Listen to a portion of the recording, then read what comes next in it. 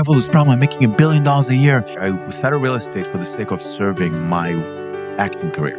One thing led to the other. I owned 8 buildings in the first 2 years. The most successful people in the world are people who are messed up. I'm traveling this week. So instead of a new episode, I'm going to share something a little different this time. A lot of you have asked to hear about my own journey. So this week I'm featuring an episode of The Theorist, the podcast, where I was a guest and I talk about my big failures, some of my wins, and the path that led me to write the Zenith Code. So hope you enjoy it and we'll see you soon. Boaz, Gilad, welcome to the show. Thank you very much. Happy to be here. Yeah, Gilad. Impressive. For those I worked so hard for so many years to get rid of my accent, and now you're just like, Boaz, I got it right. Well, my dad's Israeli, so okay, my condolences. I have to get it right. Yeah. I have to get it right. Boaz, you're known as a incredible and well-known real estate developer, entrepreneur, and Fortune 500 CEO performance coach. That's pretty cool. You're doing a lot of stuff. Yes. Well, I don't do it all at the same time, right? Like, I'm just 53 years old, so I've done a lot of things on the way, but I'm no longer in real estate. I'm doing other things, but yes. Before we get into your whole story, Sure. What are you up to now? Like, what does your life look like now? Anything cool coming up that you're excited about? Should I do a plug-in? Plug it. Well, do it. Our book is coming out hopefully next week. So I have a book that's brand new, and it's very exciting. It's about the work I've done It's a cumulative stuff of things I've done many, many years. But in the last 2 years, I've been focusing as my new company, which is Zenith Clubhouse, and that's where my focus is right now. We'll talk more about it, I'm sure. Yeah, 100%. Yeah. You came here. So let's talk about your story. I guess let's jump right in. You came to this country. How old were you? What was the situation like? Like, did you know what you wanted to do? Like how was it when you got to this country? Or maybe tell everyone like what your story is, where you came from, and everything. Let's get into it. Yeah. So I knew exactly what I wanted to do, and it has nothing to do with what I'm doing right now, right? And that's how life works. And I came when I was 20, almost 22. Typical immigrant story, like a suitcase and $500 in my pocket, literally. You know, $500 is a lot more than most immigrants. That was the last century, of course. It was a lot of money. I can't even think when the last time I had cash in my pocket was. Exactly. That was before everything, basically. George Washington and I went to school together. That's how old I am. No, so I came here in 93. I was 22 years old, and I came to study acting. So I was very clear that I grew up in Israel, served in the army, traveled, worked for a while, and then came here to study. And I was very clear that I'm going to be a successful, famous actor. Neither have come, neither successful nor famous, but that was my goal, and that's what I did until I was 29. What about acting was like really? Why did you want to do acting? That's a great question because I'll tell you, by the way, when people say it's a great question, because they probably have a great answer to your question. To the question. I'm hoping. But this is actually a great question. That's what I'm banking on with these questions. I'm waiting for the answer. Yeah, exactly. Well, one of the freedoms I got in my 30s is that I realized why I wanted to be an actor. And when I left, and I'll answer your question, but when I left acting, I had zero interest in going back to it. So it wasn't that like, oh, I didn't succeed, I wait tables, I'm poor, therefore I'm going to go back to acting if I could. It was I was done. And the reason why, because I realized that the reason I wanted to be an actor is I want to make a difference with people. I want to move people, whether to laugh, to cry, to think, to provocative thinking. And when I started to find my own voice and the message, I didn't have to use someone else's tools. So as an actor, you're a vehicle, right? You deliver the words of the script, the play. When you find your own voice, and of course, my voice changes all the time. I'm sure I'm going to sound very different from what I believe in. That's the whole point, right? You either expand or you shrink, right? So I want to keep on expanding. When I found my own voice, I didn't have to be an actor anymore. So that's one of the reasons I never look back. I never missed it. I love theater. My wife is a Broadway producer, like a theater producer. But I don't have a need to be on stage as an actor whatsoever. Does that answer your question? Yeah, I mean, meaning the point is that you, from an early, you realized it early, like later on, why you wanted to do it. But the point is that you wanted to affect some people in a certain way. Yeah, absolutely. So how was the shift into real estate after that? Just luck. I mean, I would say, look, as a quote unquote successful actor, I was waiting tables, right? So I saved some money. My then girlfriend, now wife, saved money, and and actually I started to read books. So I read Rich Dad Poor Dad, which is a classic, right? Yeah. And all those books, and I got exposed because after acting school, I went to Hunter College for philosophy. So I had nothing to do with business. I didn't know any business. I didn't understand business whatsoever. Why philosophy? Because I'm a thinker. Like seriously, like I love thinking, learning. I'm always curious. Curiosity is a big part of who I am and what I believe in. And uh, so I read books and I realized that I've been operating in a very limiting way around finance. So we said, look, let's just, maybe I can buy one property with raising, I don't come from money. So it's not like I had money from dad, to kind of help me. Let's raise some money and buy a 2-family house in Brooklyn, somewhere in terrible, like in deep Brooklyn. No offense to the people in the room who are from Brooklyn. But Brooklyn exactly. sucks. And actually at first, exactly. No, we You love live Brooklyn. there. I've been in Brooklyn for many, many years and I owe a lot of my success to Brooklyn. I made Brooklyn cool. So I saw that online. yes, The real exactly. deal. Yeah, that's true. It used to be a lot in the media. So uh, so I started to learn just for the sake. I started real estate for the sake of serving my acting career. It was about, instead of waiting tables between shows, I can go and I can take care of the building. One thing led to the other. I owned 8 buildings in the first 2 years. Wow. Really took off, loved it, never looked back, didn't miss acting, said goodbye to my agent. And the rest is history. And there's actually a book I wrote about it, which is published 15 years ago. And I don't think it's that relevant, but I fell in love with real estate, right? And for almost 20 years, I was in real estate and I loved it. I took a company public, ran a public company for a while. It blew up in my face. That's a whole different podcast. It should be a series of podcasts about how it blew up in my face. But I always about expanding, reinventing myself, and now chapter 3 or 4 or whatever it is. Yeah. And that's a big reinvention from acting to real estate, or like acting into business in general. I mean, that's a huge shift. Well, you fake it till you make it, right? So one of the things I always used to tell in my lectures, went and met with a broker, and he said, "Well, it depends on the LTV." I was like, "Sure." I had no idea what LTV is, right? Loan to value, right? So you I thought it was didn't know that was- lifetime value. Yeah, exactly. So You're talking to loan 3 people who value. have zero idea. And you shouldn't, but you fake it. You're like, sure, LTV, absolutely. And then, Houses, and then you run market, to, yeah. I'll show you how old I am. You run to Barnes & Noble, which was the library, basically. And you you open a book and you sit down on the floor because you have no money. You sit on the floor, you grab the book and you read and you say, oh, LTV is loan to value. Next conversation you go to, you say, well, it depends on the LTV. You said, yeah, but what about the LTC? You're like, well, that's a different conversation because you have no idea what the LTC is, right? Now loan to cost, right?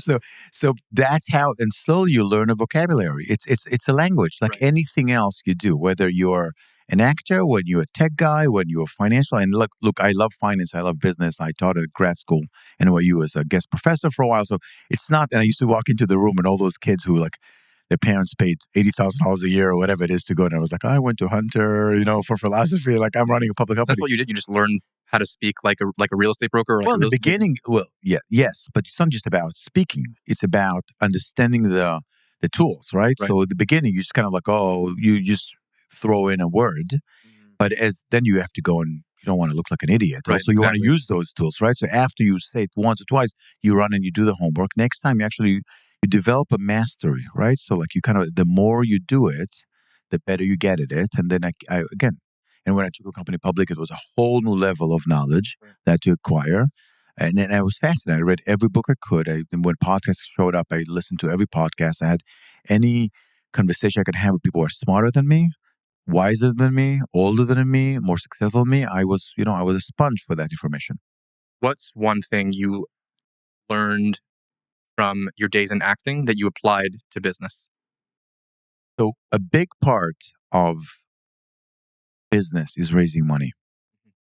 Either raising money or I would say I will even make it even broader. A big part of business is interacting with other people. Whether you raise money or you interact with the customers, you're doing a sales job. And again, selling and everything, you can sell a vision to your employees. You have you have a budget of X and you need more employees, but you don't have the money to raise them, to pay them. Then you have to get them involved and get them excited about the mission. That's sales. in a good way. Like so acting gave me, one is the ability to communicate with people. That's the first thing.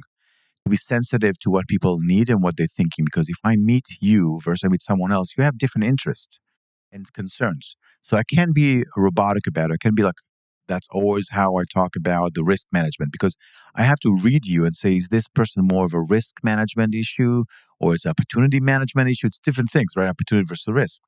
So that's acting is one thing that it really helps. The other thing is, as an actor, and by the way, aside, I speak often with parents of young actors, and they're Even very today? yeah, and Okay. they're concerned sometimes. They're like, "Oh, my daughter wants to be a musical theater actress," and oh my gosh, like I wanted to learn a business. I was like, no, the training you're gonna get is extraordinary, because the second thing that I learned is the ability to face rejection.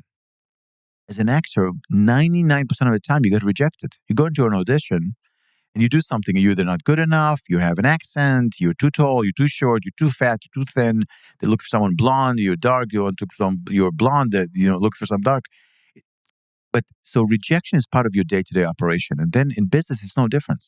I always tell my people when, I said, what do you do for a living? And they're like, well, we do sales, we're looking for a deal. No, no, you kiss frogs. That's what you do for a living. Eventually you're going to find the prince, right? But you got to kiss frogs.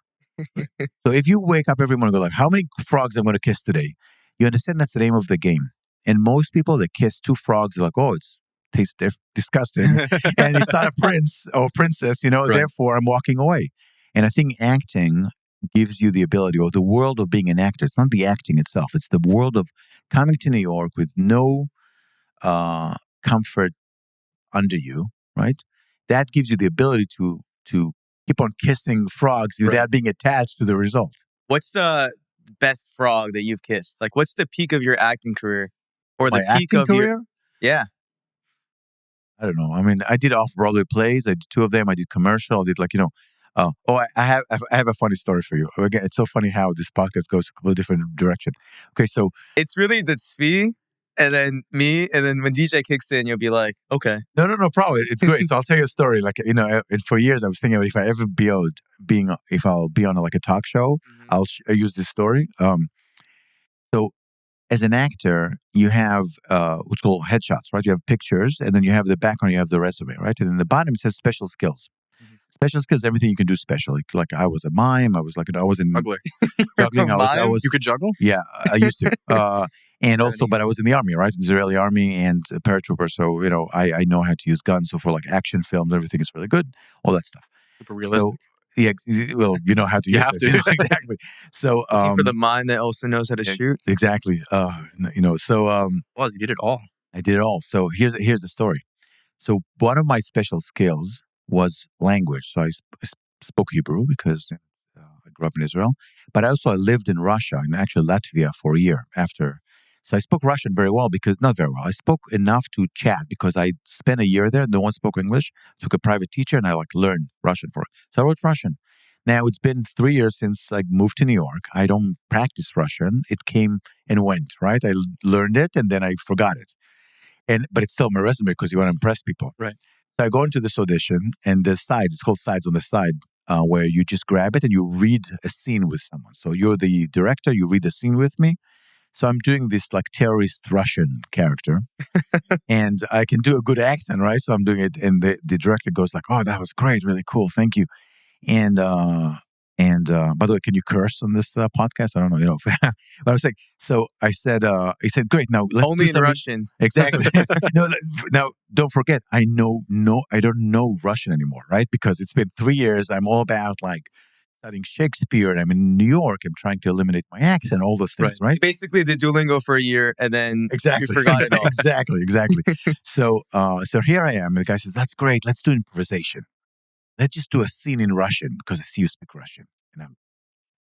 And so I turned to them. There was like 3 people behind the table, the casting table, and I go like, "Is there anyone speaks Russian here?" They're like, "No, I'm like, "Sure, no problem." And I did a whole thing for like, seems like 3 hours, but it probably was like 2 minutes in gibberish. You know what gibberish is? Like a fake language. All those things, right? Like not a word.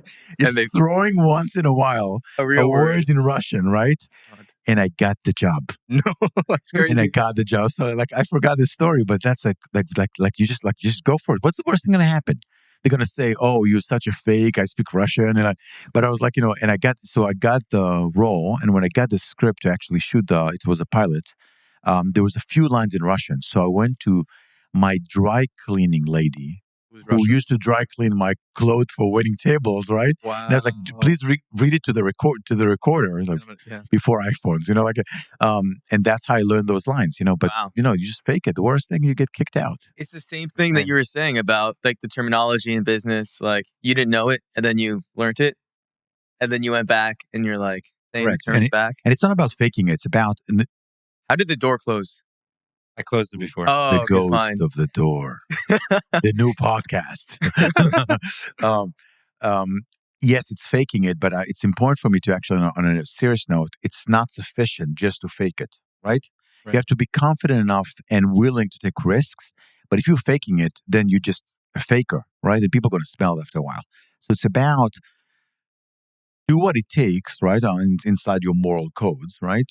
But then go and learn the work. So if you walk in second time to the meeting and you're faking it, you're an idiot. You're gonna get caught.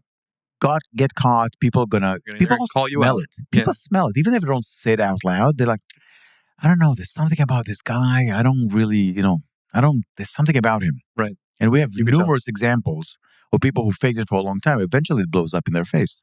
Can we go back to the rejection conversation? Absolutely. The Are biggest we talking thing. about your dating life, or are we talking about? He's married. I'm married. Oh, so okay, good. okay, I have my okay. fair share. Exactly. Yeah. But rejection is just one of those things that it's just like it can either be a sign that you're doing something really wrong, or it's a sign, or it's not a sign at all. It just means, rejection is part of it. So, what would you say to somebody? Let's say they're from a business standpoint. I would take it differently. Okay. Yeah, let's hear it. It's just not a fit. When someone says no, they say no to you and to right now.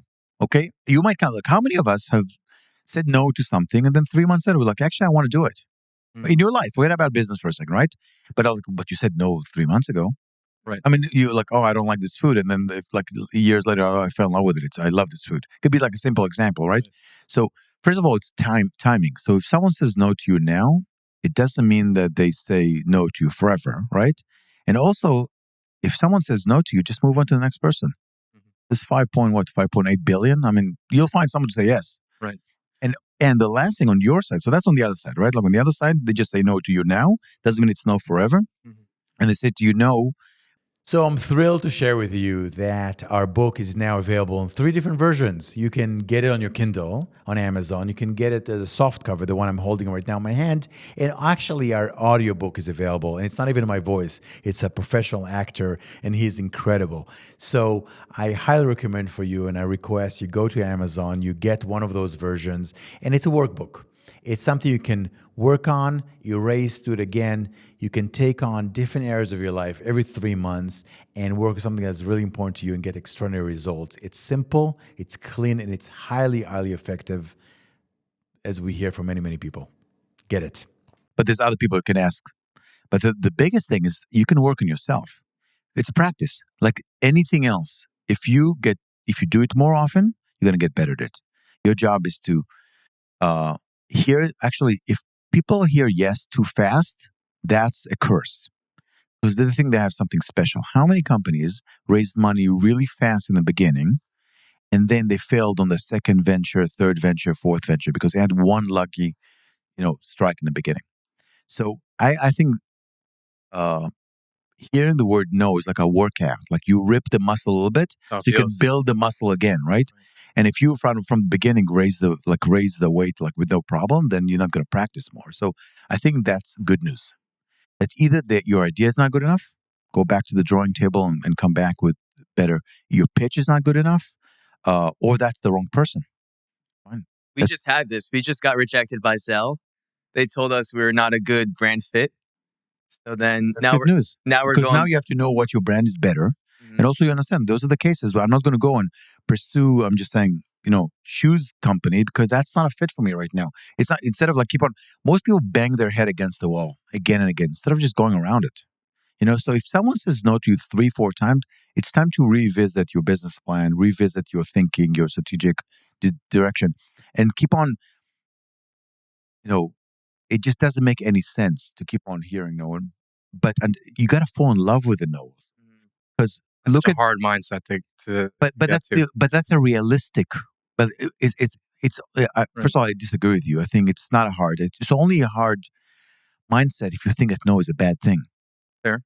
Okay, it's kind of like, can you imagine an NBA player every time they don't succeed shooting?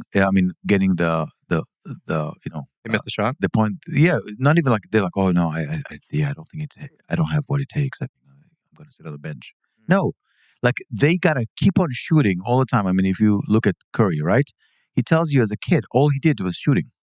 All he did all day long, from every angle, from everything. Eventually, is masterful. It's like a dance when you see him playing, right? Exactly. But he doesn't have the relationship to know the way you have a relationship to know. I'm not saying you personally, but you like No, I that. understand. Like you have to understand, like it's part of the game. That's the way DJ approached rejection, which is really cool. Wait, for what? He's just been awfully quiet, by the way. For the Zell thing, yeah, you're a little quiet. For the Zell thing, you were like, that just means that we need to. It's not an issue with the website. It's not an issue with anything we're putting out. It's just that means that we're not putting out content that aligns with these kind of corporate brands. It has nothing to do with you. That's a state of mind. I'm not saying it's true or not what I'm saying. I'm saying it's a state of mind. Nothing to do with you. It has to do, look, you walk in, by the way, acting, right? You walk into a room, you're doing an amazing job, right? The guy says, I don't like him. You remind him of his cousin that he cannot stand. You don't know that. Sometimes he even knows, she doesn't even know it. So you walk out, go like, oh, I'm such a loser. I can't believe it. Maybe you leave New York. Da-da-da. No, it has nothing to do with you. Just keep on going to go to 5 auditions. And by the way, if you go to 5 business meetings, if you're someone who's like, I had a meeting, I pitched, and it didn't go well, and I'm really upset about. My advice to you is have 5 meetings a day, not 1. By the time you get to the 5th, first of all, you're smooth, right? Like by now, you'd say your 5th one, and you get detached. You're not attached anymore to the result. Right. So when Zell said no, fine. Then I'm going to say yes. Oh, that was it's a game. By the way, my book. It's about playing games, right? It's a big game. Yeah, it's a game. You got to play by the rules or break the rules sometimes. Well, every game has rules, whether you like it or not, right? If you don't play by the rules, they go eventually going to catch you and take you out of the game, right? But the benefit of business especially is that you can create many of your rules. So there's elasticity in the way you play the game. So I'll give you an example. So, right, what was it? Forgot the name, but the guy who ran marathon for less than Shogi? Exactly. So yeah. He shifted the result. So until the moment he ran less than 4 hours, is that right? I think so, right? That was Roger Bannister. That was the mile. You see, there's the smart guy here. He runs. What was it? So say it again. Roger Bannister's sub 4-minute yes, mile. Exactly. So, wow. But the moment he did it, everybody started doing it. So there's, in business and in life, in many things, there's elasticity. It's not a rigid thing. Like, look, if you play tennis, it's quite fixed, right? The rules. But even every few years, people someone comes and says, the Williams sisters, like they completely shift the paradigm of what's possible on the court. Is that what innovation is? Like once you make it a thing, then it's a thing. Yes. So another way to look at it. First of all, I got to think about it, but I think that innovation is part of it. But look, we all have comfort zones, right? And then I'm going to push you outside of your comfort zone. If you hang out outside of your comfort zone for a little bit, what does it become? Uncomfortable. No, it actually becomes comfortable after a while. So in the first few seconds, right, it's uncomfortable. The first few days is uncomfortable. But what happens, it becomes water. But by the time, now you just expanded your comfortable. Now, if I ask you 3 months from now, you're like, oh, that's no big deal. I can do that because it became comfortable for you. So that's what innovation is, right? Like you keep on expanding what's possible because you keep on pushing yourself outside of the comfort zone. And right now, this all feels a little meta. Like for me personally, I don't know where it all sounds right and true and like it resonates, but I don't know where to apply it.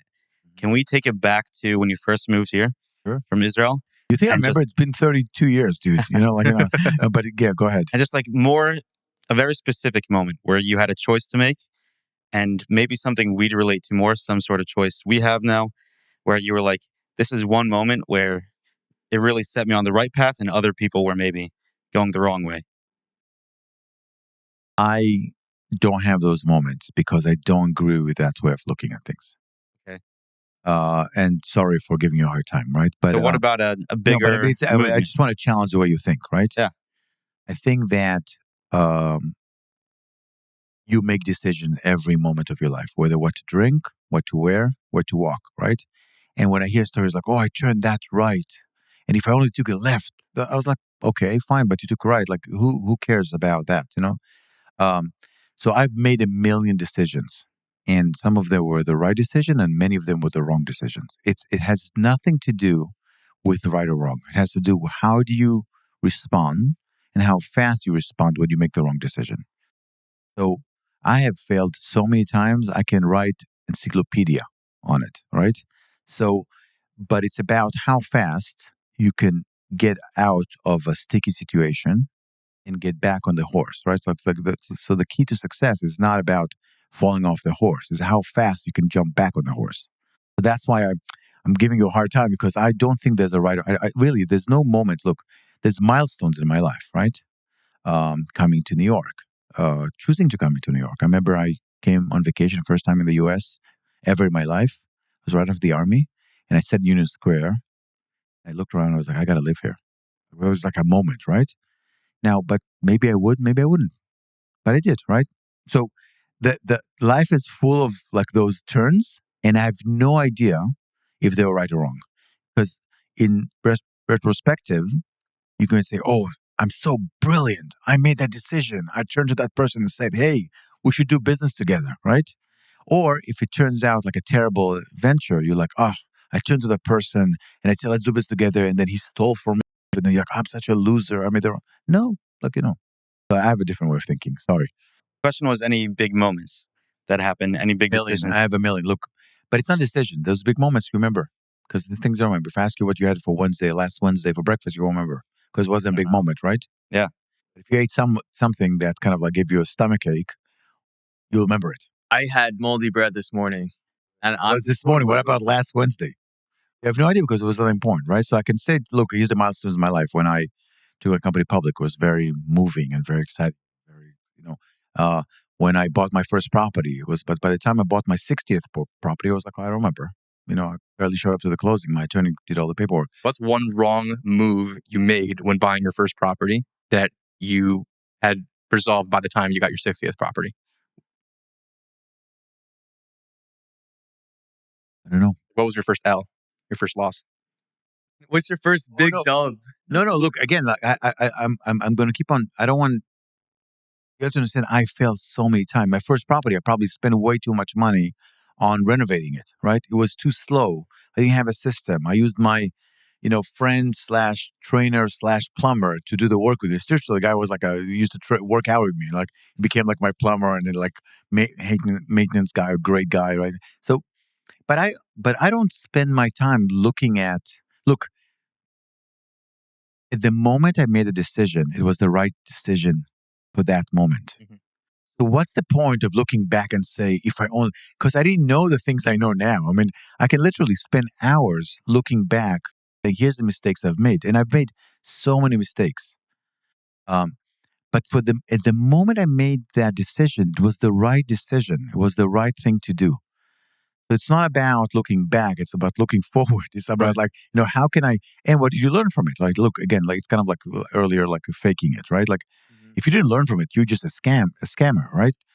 You have to learn from it. So I'm sorry I'm giving you a hard time. I just don't, I can give you a million examples of things I've done wrong.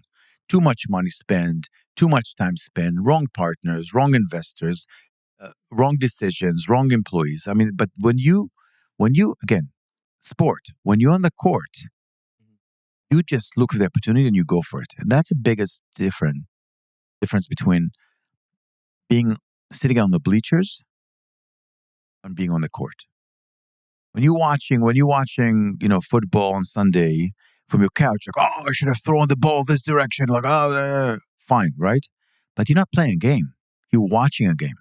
When you're on the court, you're playing a game. Every moment looks like opportunity, risk management, all the things. It's a very different state of mind. And one of the problems we live in a world where culture also, everybody is everybody is an expert, everybody has a point of view, but 99% of them sit on the couch and do nothing.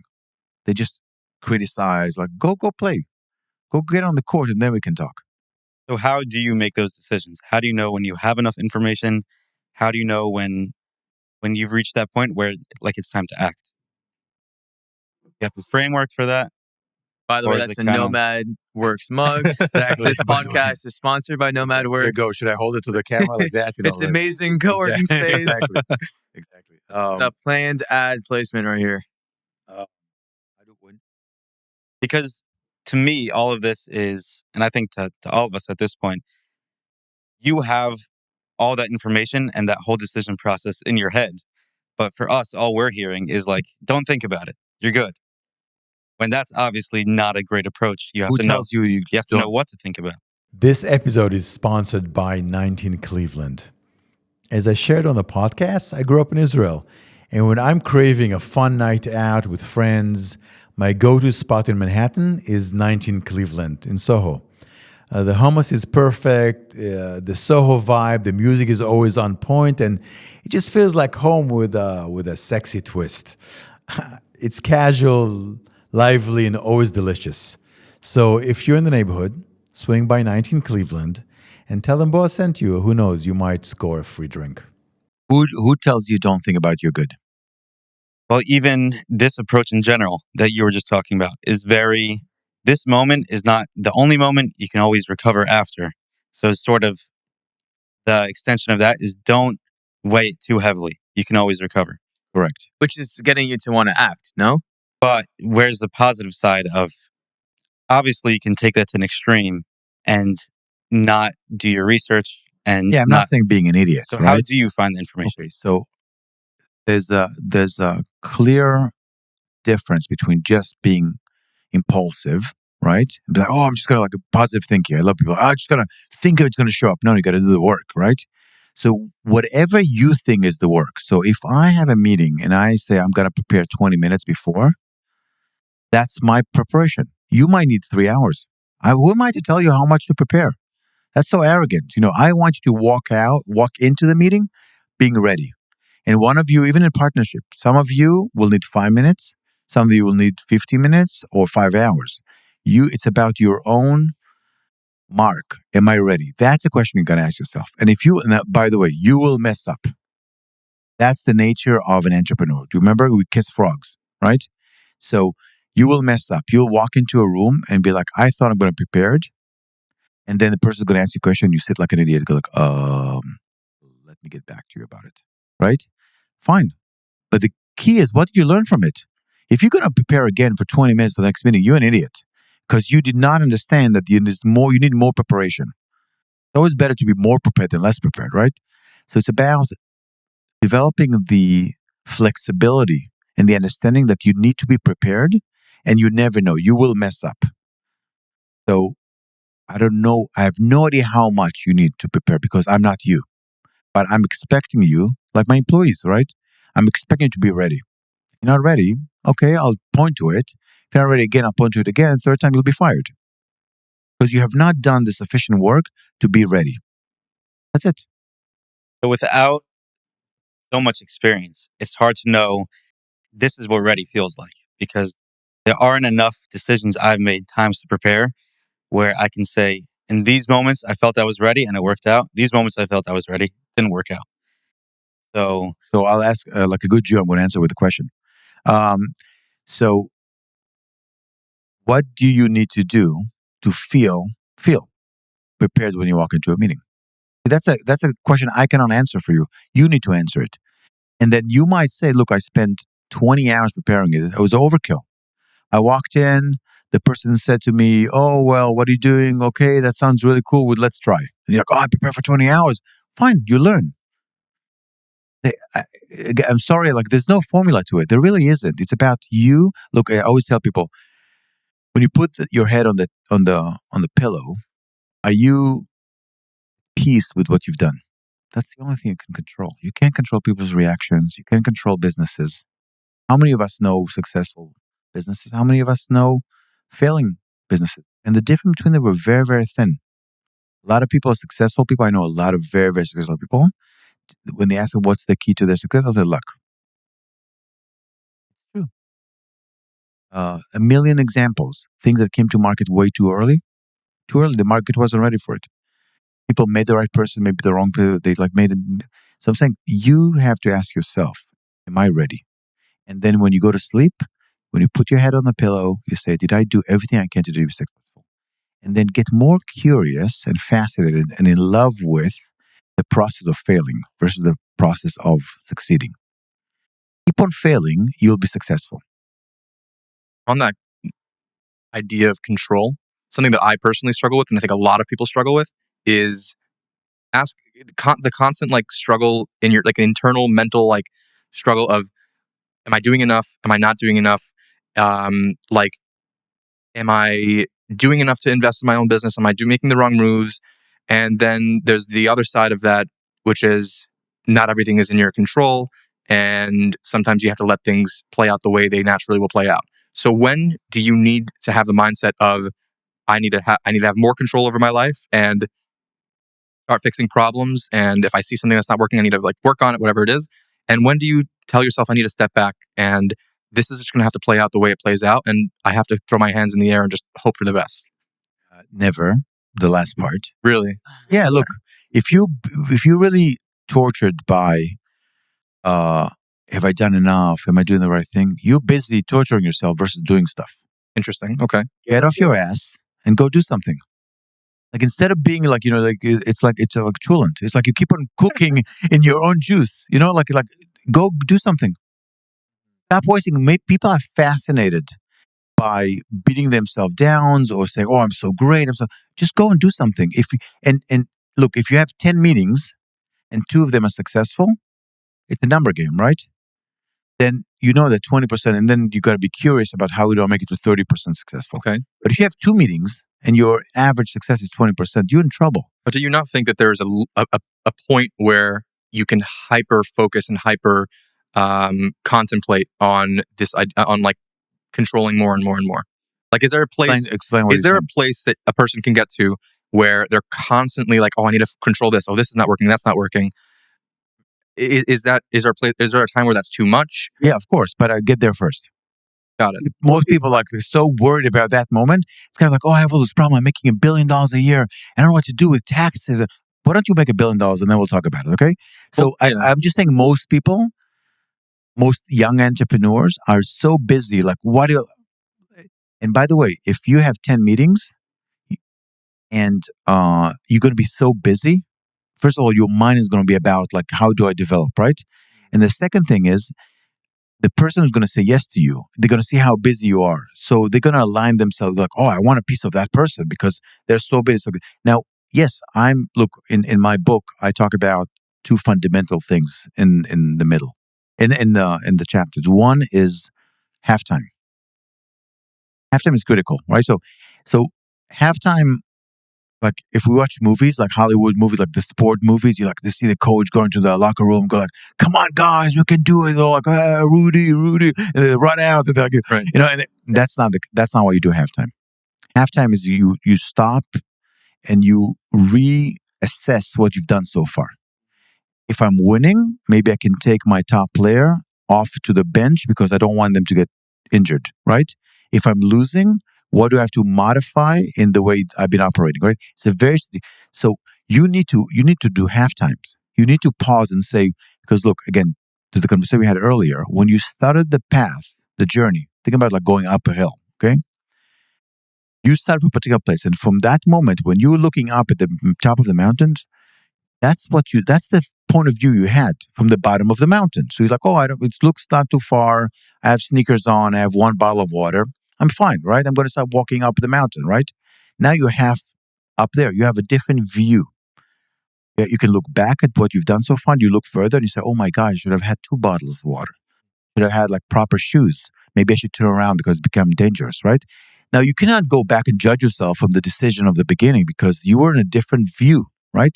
So halftime is critical. So that's one thing. The second thing is when you accomplish something. So one of the curses of successful people is that they never celebrate what they've done. It's like this, and I had many partners, including myself, but I have partners who they have to prove something. They have this hole in their stomach. It's never enough. It's a bigger car. It's a bigger house. It's more money in the account. It's more this, right? So one of the things I work with on top performers is to really pause and celebrate what you accomplished. So you can actually have a chance to digest and learn so you don't make the same mistakes. Well, I think it's the balance between right. the two. It's definitely a balance. But there is that whole internal or external debate rather of does that hurt them or help them? Or does that hurt them more than it helps them? What is that you're talking the about? mindset of I'll never have enough, because that's a great motivator. Oh, it's both. Right. It's a curse and a blessing. Right. Because those that look the most successful people in the world are people who are messed up. Yeah. They have this huge hunger or need to prove themselves, and they're the most extraordinary people in the world. But by the way, most of us are not extraordinary. Most of us are ordinary. That's good or bad. I'm not judging. I'm just saying, to think that each one of us is this extraordinary genius, and we all Elon Musk, and we all like Beethoven, or it's not the case. So, yes, there's a drive to people that is extraordinary because they have this hunger. But I'm trying to create a more healthy entrepreneur because most of us are not extraordinary. I'm not extraordinary. I'm successful, but not extraordinary, right? Do you think every billionaire has something messed up in their head? Like they're psychotic or something? I don't know. I know a few billionaires. I do know a few billionaires. I don't know. I'm not a psychologist also, but he's an extreme example. There's many billionaires. You don't know their names, right?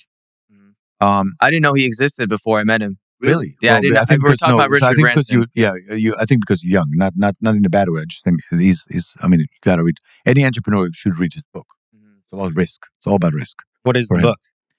Yes, exactly. Never heard of it. That's really so. He has an amazing book he wrote many years ago. I'm, by the way, terrible with names. I met him, and he does not seem like a guy who would ever write a book. You got to read his book. He's old now. He's also older. It's an extraordinary book. It's all about risk. He's crazy. Okay. He had a record company. He sold it. He bought airlines. It's all about extreme, actions he took. He tried to circle the world on a hot air balloon. He did crazy stuff. Yeah, you should read his book or listen to it or whatever. Yeah. We transitioned into that part of your life. So what was it like going from real estate? I mean, I think you're still in real estate. No, not really. Not really. Now you're doing more coaching now. I don't do real estate anymore. Got it. So out of real estate, what was that transition from real estate like into coaching super high level executives, Fortune 500 CEOs? What was that transition like, and what did you learn from that transition? Okay, so also, why did you get out of real estate if it was doing so well? So I'll tell you. So real estate, to make it really simple, my company blew up. And blew up in a good way or a bad way? No. I'm saying blew up in my face. Blew up could be good. No, that's not a good thing. Exploded. I lost everything I had. Absolutely everything I had. I was well off. What does that successful. feel like? I'll tell you, for 6 months you don't sleep. I was more, and I don't want to go into details because it's complex. It's a whole conversation, and but I'm not ashamed of it. It took me a long time to heal from it. I think it's something I'm going to carry with me for a while. But 6 months before, I didn't sleep. I was more worried about my employees and the investors I had. I felt extremely guilty. And 6 months is, but when things were clear that's not going to go away well, it was the hardest thing that ever happened to me. There's no doubt about it, right? Terrible. And I was known, and you can Google, I was in the Real Deal all the time, and I was in front page of the New York Times business section, all those things, and suddenly you lose everything you have. It was very, very difficult, very difficult. Can I ask, what was the biggest lesson you learned from that experience?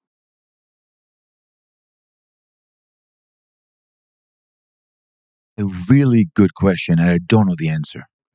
And I'm not saying I can talk to different there's all those layers of lessons I learned, right? Right. It's a lot to unpack, I'd imagine. Yeah. No, I'm just saying it's there's no one thing, right? It's I learned 1,000 things. I learned that there's people that I thought are my friends are no longer my friends, right? That's tough. You know what? No, not really. That was actually not one of the toughest ones. It's just disappointing, but I was okay, now at least I know who you are, right? I learned that what happens when you over leverage things. I over leveraged my company. And when things... I don't even know what that means. Over leverage is I took too much debt. Okay. And when everything was going well, I was doing very, very well. Here's maybe I do have. The biggest lesson I learned, I would say, is it's not in your control.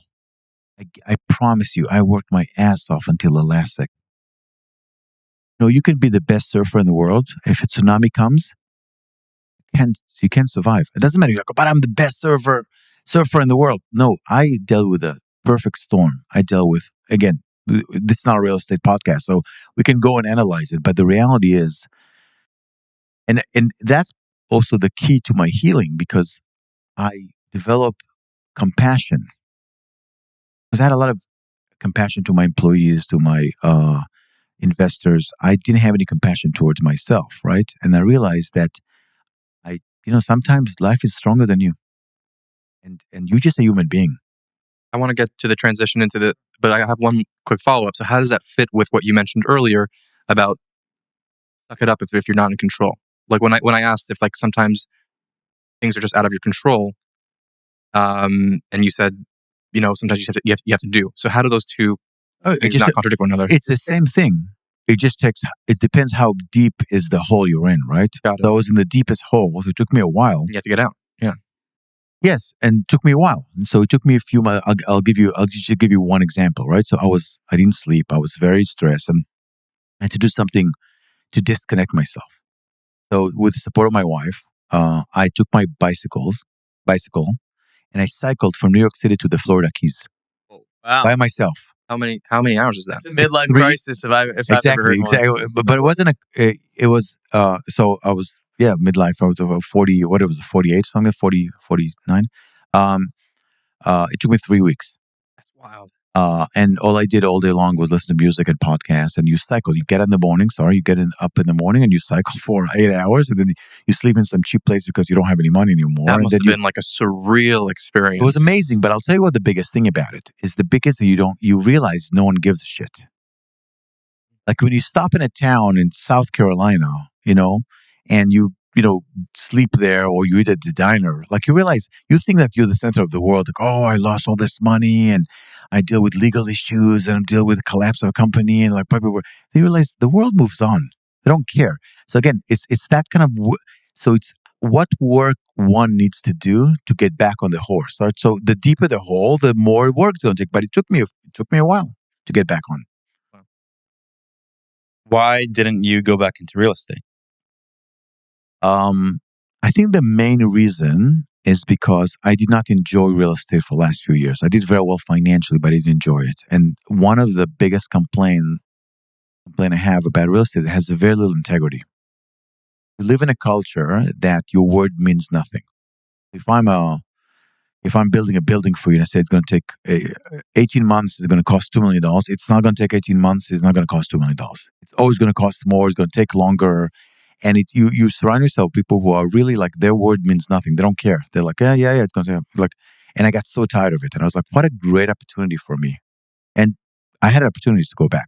Absolutely. I know I didn't throw my name. People called me, say, I know you lost everything, but let's go back. Let's do stuff. And I chose not to go back because I got really tired of it, and tired of the culture of just, kind of like do whatever it takes, and like your word means nothing, and the contract means nothing, and it's kind of people you interact with. I was like, I don't want to work with that anymore. Is that sort of decision of taking your quality of life over the amount of money you're making? And that sounds like it would be a huge amount of money. Is that something you would suggest to us? We're all like 22, 23. Is that not mistake? Is that a situation we have to go through first where we're making money, we see it's not great, and then like after that, settle down? Like, do you need to screw up big time before you could be happy? Not screw up necessarily. Okay. I'm just saying, would you recommend taking the path of saying no to money early on in the name of? No, I would say do whatever is important to you. When I came to New York, I didn't have any money. I was waiting tables, right? But I'm like, yeah, look, you live in New York. All I am, go work hard. Whatever it is, you want to be an artist, you want to be an entrepreneur, you want to be a media person, just work really hard on whatever you're doing. And money is important. I'm not, like I'm like a, some Buddhist monk now that are like, oh, money. No, New York, things are crazy expensive, not just in New York, everywhere, but especially in New York. You have to work really, really hard. You have to be responsible. So I'm like, your 20s and 30s, you should work as hard as you can do, because not only because that's your opportunity, you don't have as many things to hold you back. Also because you train a muscle. Look, for many years, I always have interns, right? I used to choose interns from Ivy Leagues, and I went to Hunter College, right? So it's not like I'm, and I'll tell you why. Is there a Not double because they're standard? smarter, not because they're smarter, because those schools, they work so hard. When an intern, and I'm generalizing big time, so it's not fair to people who go to public school. And again, I went to public school. It's not like college. But when an intern from a top school, whatever top school is, tells you it's going to be done by 2 p.m. or 2 a.m., it's going to be done by 2 a.m. Because the culture they come from is I got to do whatever it takes to deliver that thing at 2 a.m. Because when my boss wakes up, he needs to see it in his inbox. And that's something that you have to work on. So, and I'm not saying you should go to colleges because of that, right? But I'm just saying, if you ask me what to do in your 20s, you train that muscle. Is that your word is a huge muscle that when you say deadline is Sunday at 8 p.m., it will, I don't care about anything. It will be done by 8 p.m. And then whether you are an artist or an entrepreneur or a teacher or a parent, that's going to be a muscle you can always tap into. I want to ask how you got into now coaching. You had the biggest failure probably maybe one of the biggest failures of your whole life at that point. The biggest, yeah. So what stood out to you about coaching, or did you decide I want to do coaching? Did it kind of fall in your lap? Yeah. So by the way, the word coaching is not what I do. So Okay. I don't, no, I'm not, it's not. Also, But criticize you. I just want to clarify, right? Yes, So coaching, when people say coach, they think about one-on-one. I don't do coaching one-on-one. I lead workshops and programs, Ooh. right? So it's more of a platform than actually coaching, right? So let's just, that. but here's how the progression. So while I was doing real estate, I always loved, maybe that's my acting background, but I always loved to lead workshop seminars. And I led seminars while I was in real estate, whether it's NYU, Columbia, and other places, about entrepreneurship, real estate, efficiency, all those things, right? And I led workshops for thousands of people. It was a side gig, and it fulfilled me. It filled my battery, right? Because you have to find ways. Some people, like, they work hard, but they need to run every morning. Like, for me, it was about working with young people and making a difference and all that stuff. what does that look like a workshop? Well, when I taught, it was classes. Like, I used to teach a series of classes, 10 meetings, 5 minutes, whatever it is. And then when things blew up, I started a startup that didn't go anywhere. It didn't collapse, but it didn't go anywhere. And I was like, What was the startup? it was a marketplace for construction material. It's a B2B marketplace for construction material. Because I thought I have a solution. I think I do have, by the way, come to market. We came too early. I think if someone will take it in the future, it's going to be a huge company. But I said, what a great opportunity. And COVID happened, all those things. Like, I want to do something that I've done as a passion, maybe do something more of that. And I'll give you kind of like if we have 2 minutes, I'll give you the background. So I used to lead seminars, and let's say 100 people in the room, right? 90% of the room, 80, 90%, 95%, doesn't matter where you are, they don't do anything. It's kind of like, and by the way, when you look at it, you're spending so much energy on getting them off the couch. And when they get off the couch, it's kind of like, it's for motivation. Oh, come on, let's do it. And they get up. Now, here's the risk with motivation. It's like sugar. It's a high peak and then drop, right? It's like sugar rush. So they're like, okay, come on, let's do it. And then they go back to the couch. And then 5 or 10% or 15% of the room were people who delivered. They said what they're going to do. They did it. They delivered, did the work. They asked for help, all that stuff, right? So after a while, I was like, why do I have to work with that 90%? I want to work with that 10%, what I call top performers. I'm going to work only with the top performers. I create a program only for top performers. But here's the trick. Here's the mistake I've realized. I thought because they're top performers, they can do things easier. And by the way, after a while running workshops, I can smell them. I can walk into a room and within half an hour, I'm like, this person is going to deliver. This woman is going to deliver. There was things that they said or the way they behaved. I'm like, they're not just talk. They're actually going to deliver. I'm like, I'm just going to make my life easier and work only with top performers. How do you differentiate between top, meaning like, yeah, what is the distinction of top Right, performers? yeah. Right? Yeah, it's someone who, no, but you can smell, but no, it's actually very clear. Top performers are people who deliver results outside of the ordinary. So whatever it is ordinary for you in whatever field, if you deliver above it, you're a top performer, right? But here's the pitfall, and that's the exciting thing. As I work with top performers, I realize that they have the same issue as the rest of the crowd. What do I mean by that? Top performers are very good at one thing. So I'll give you one example. My first client, his name, let's just say the word John. Okay, he's John, very successful CEO, like extraordinary. Like you ask his employees, he is like, on time, on budget, delivers. People love him, charismatic, whole thing. He was 300 pounds. Now, I'm not judging. I'm not saying that's bad or good. Okay, in his relationship to himself, he was like, I'm such a loser.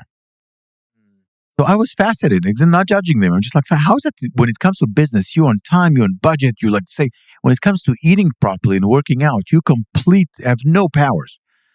I was like, what if we take one muscle, which is running business, and make it into another muscle, right? So I created those workshops of people who are top performers in different fields. I had a woman who ran 5 Ironmen. I have a guy who was a CEO. They all were top performers in a different field. And I remember the first time we got together, I said, okay, I have a question. What makes you successful? And each person shared something different.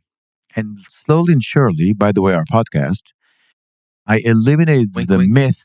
Exactly. I eliminated the myth of what it means to be a top performer. What's the myth? That's a whole podcast. That's a book. Come on. No, but I'm just saying, there's many myths people believe, right? Okay. And that's why I wrote the book. Right. So the idea is to develop a program where we eliminate all those like woo-woo things about top performing or like successful. And actually it's a very simple, not easy, but simple step-by-step process that can make you a top performer. That's basically what I do now. So I start working with very, very successful people, and they invited me to work with their C-level employees with different things. So I would do a workshops.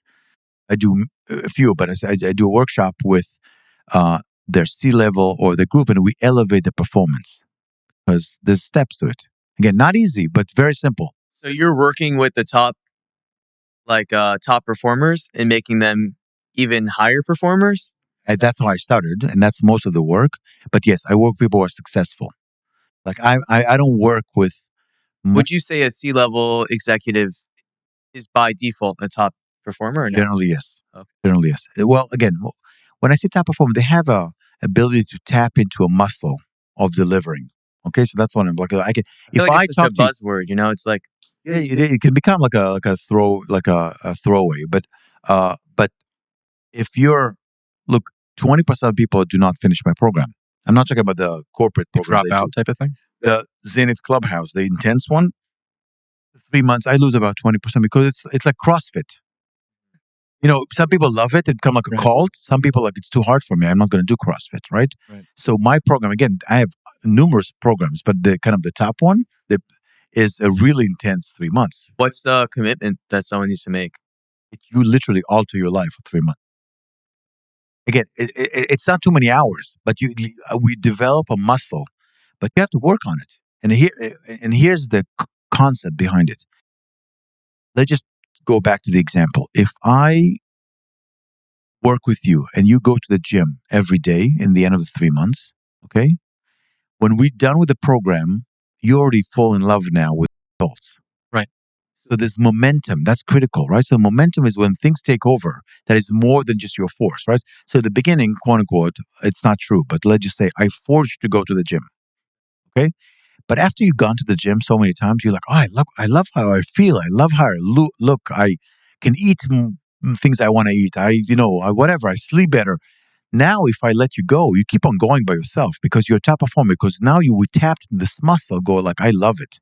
So you see people who've done my program more than once. It's kind of spill over to other areas of their lives, and that's where the fun is. So, what's the biggest challenge that the CEOs that you've worked with face, or CEOs in general face?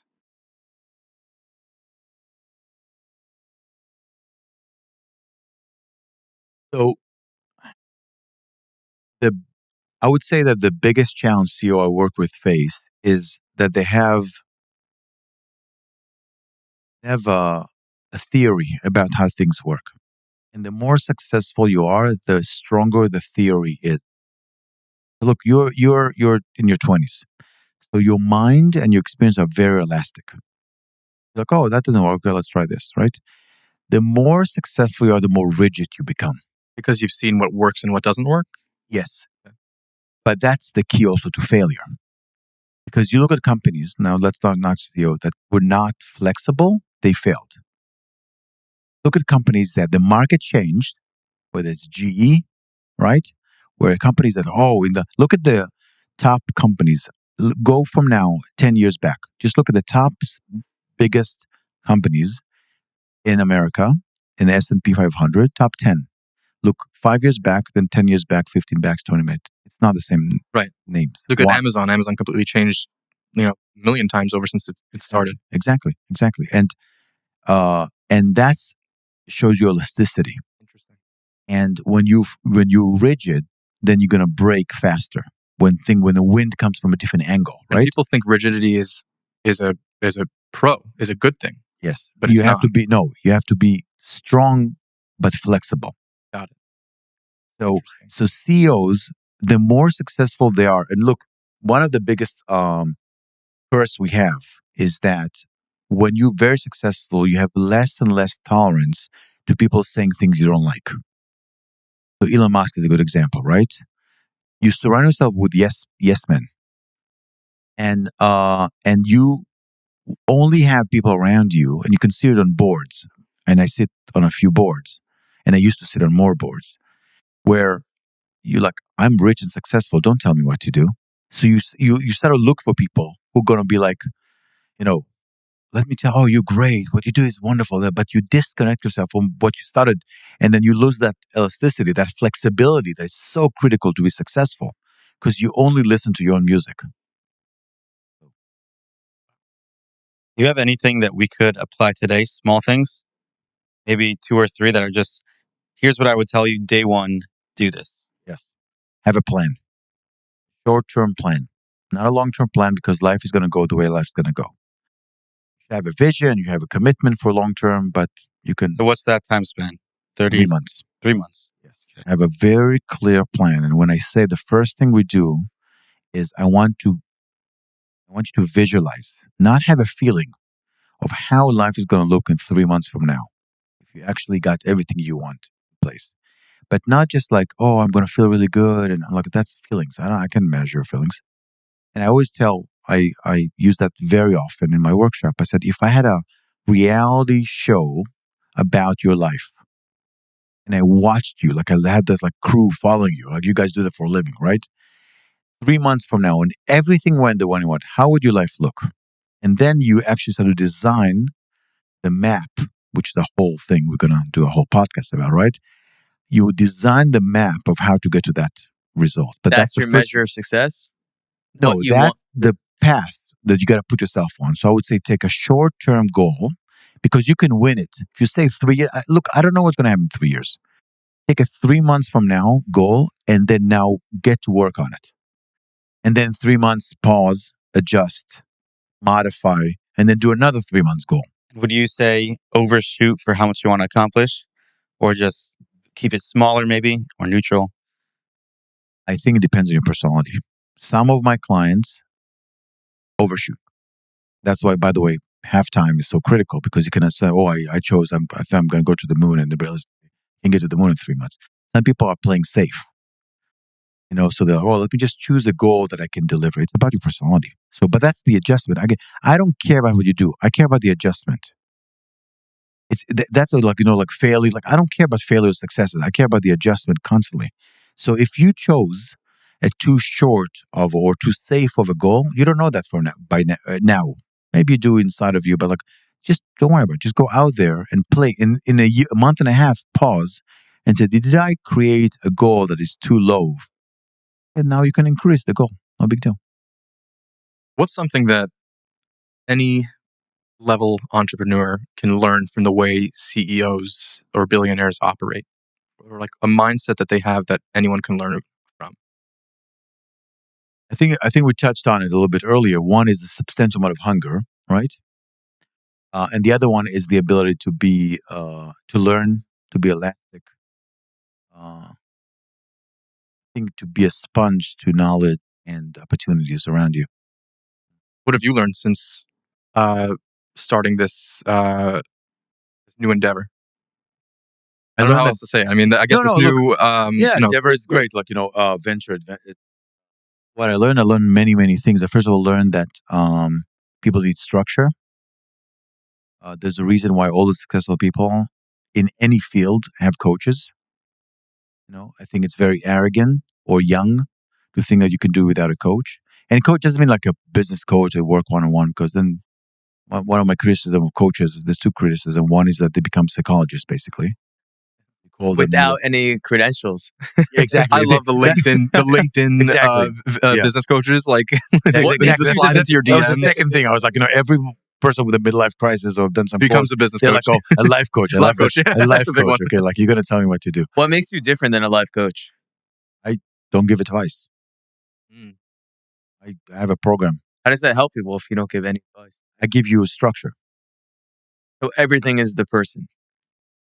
No, I give you a structure, either get on it or get off it. So it's like a workout. I give you give them a routine. Lift 5 pounds, then 7 pounds, then 20 pounds, and do pressing like that. And I don't care how you feel about it. Knowing you wouldn't give that advice would have been so helpful at the beginning.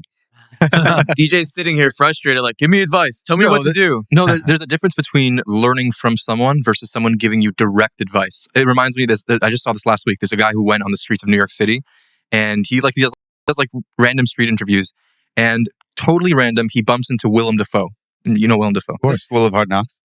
No, it's okay, because that's not random. You fill me in. I have no idea who this guy is. Willem Dafoe is one of the greatest actors. He's Mr. Osborn in Spider-Man. He's in Lighthouse, the Lighthouse, and countless other. You'll know who he is. You know who he is. He's an incredible actor. Like shaggy hair. No, but this guy comes tall. This guy comes up to Willem Dafoe. He has no idea who he is, and he asks, like, "Oh, what advice could you give me?" Just thinking he was a random dude. And like, first of all, Willem Dafoe in this video. Yeah, there you go. What time is it, by the way? What time is it? It's 12:21. He's like, I don't give why advice. Is DJ on his phone right now? Like, he's this showing is you a so picture. Disrespectful. We gotta wrap it up in a few minutes. That sounds good. But like, he's like, yeah, I don't give advice, and that's like super humble. And it's just like, you're like one of the greatest actors. How can you not give advice? But it's just like, it's like what you're saying. It's like, my life is different from yours.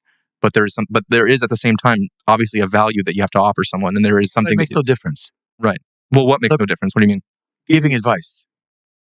I've done giving advice because it makes no difference in people's life. Like, my question is not what advice I'm going to give you. It's like, what are you going to do with what I'm going to say? And 99% of people don't do anything. That's the conversation you have. Like, I can tell you, go wake up early. Advice, right? Like, are you going to do it? I don't care what advice. Like, it doesn't matter what I'm going to say. What matters is what are you going to do with it? And that's a critical thing. That's huge, yeah. We are so addicted to advice. Like, books that are going to tell us self-help and motivational videos on YouTube. It's amazing. like, what are you going to do? Look, knowledge makes zero difference in the world. I'll give you a really simple example. Is that true?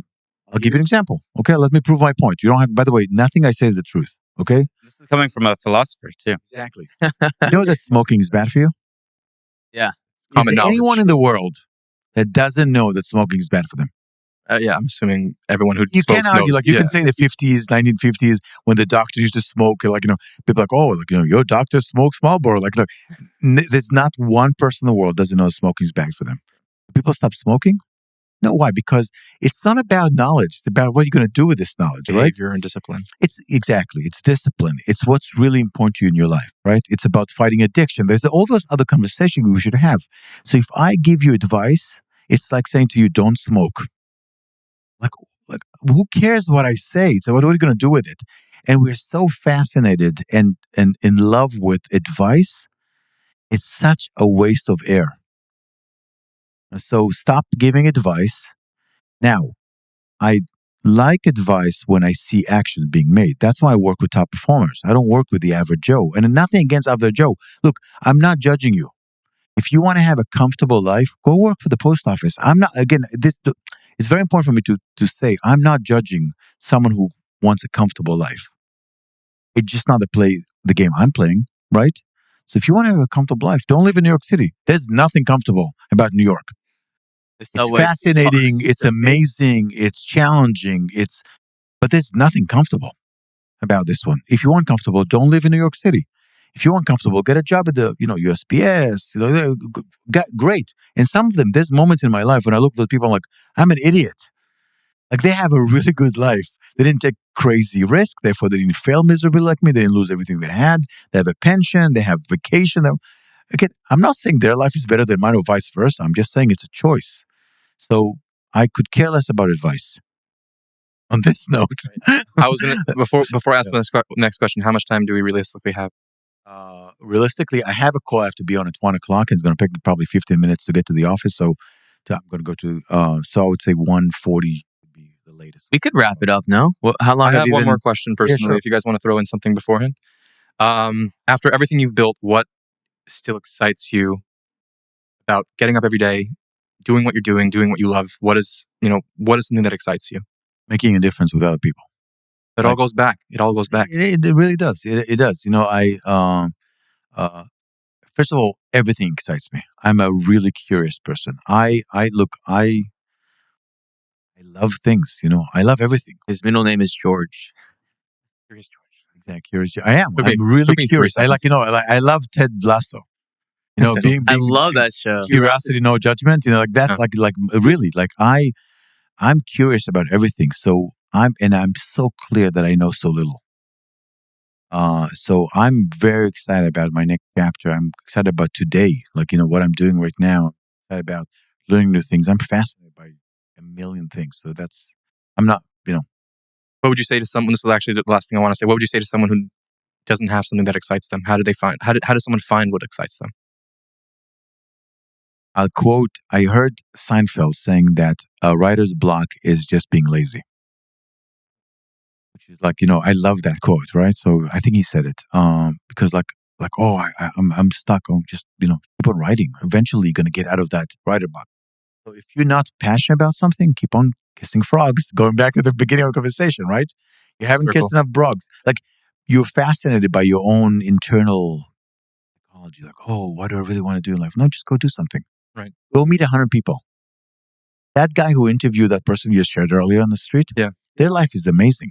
Forget about the advice they get. Doing stuff. Yeah. He grabbed a mic or a phone and he walked to the street and he asked 100 people, what's your advice? That's much more interesting than the advice. Who cares about the advice? What a great way to spend the day. Go to 100 strangers and ask them for advice. That's much more cool and exciting than actually the stupid thing someone's going to say on the street. No one's going to say something brilliant on the street.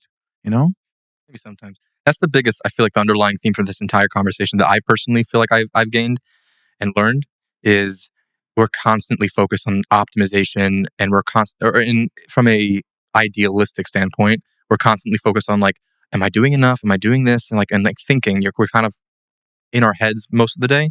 But what's actually going to propel our lives forward is the doing, is the action, is the discipline, and not the motivation, not the sugar high, but the commitment to yourself that I'm just going to do it. I'm just going to do something, and if it might work out, and I'm going to learn from my mistakes, and if not, then if it's working, great. If not, then not. Just do it, right? Just do it. Look, it's Nike.